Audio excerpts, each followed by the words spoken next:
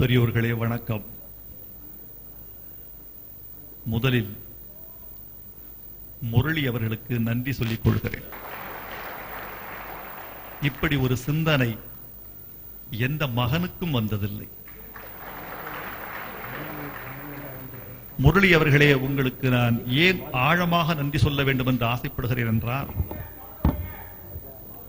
எல்லா மகன்களுக்கும் தங்கள் தாயை போற்ற வேண்டும் என்ற ஒரு ஆர்வமும் கடமையும் அடி நெஞ்சில் மின்னிக்கொண்டே இருக்கும்.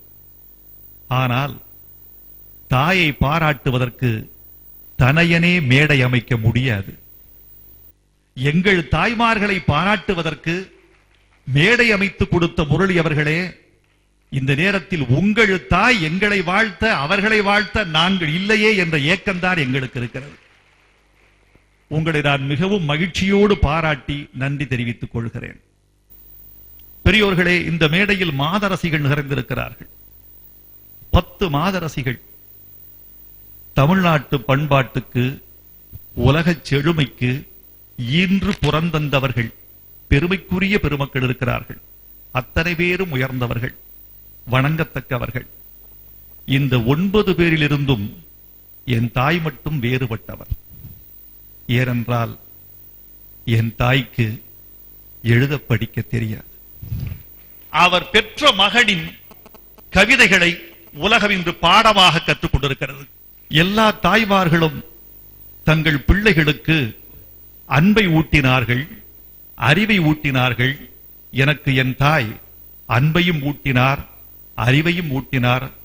எல்லாவற்றையும் மேலாக என் தாய் எனக்கு கொடுத்த செல்வமாக நான் கருதுவது சின்ன வயதில் எனக்கு கற்பித்த வறுமையை.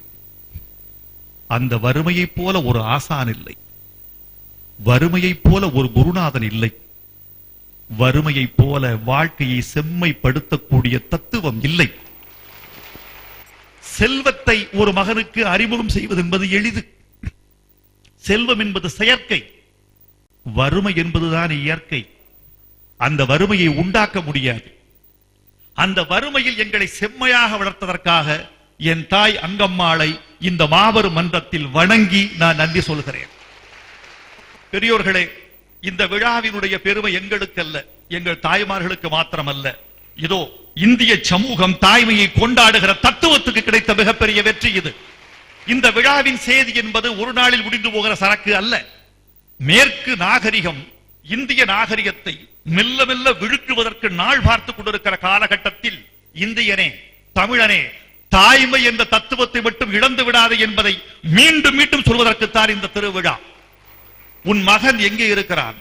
ஆஸ்திரேலியாவில் இருக்கிறான். உன் மகள் எங்கே இருக்கிறாள்? லண்டனில் இருக்கிறாள். உன் சிறிய மகள் ஜெர்மனியில் இருக்கிறாள். உன் பெரிய மகள் சுவிட்சர்லாந்தில் இருக்கிறார். நீ எங்கே இருக்கிறாய்? முதியோர் இல்லத்தில் இருக்கிறேன். இந்த முதியோர் இல்லம் என்பதை மெல்ல மெல்ல கருணை இல்லங்களாக, போய் வருகிற இல்லங்களாக மாற்ற வேண்டுமே தவிர, முதியோர் இல்லம் என்பது தாய்மார்களுக்கும் தந்தைமார்களுக்கும் வசிப்பிடமாக ஆகிவிடக் கூடாது. தனையர்களே, இதை மனதில் கொள்ள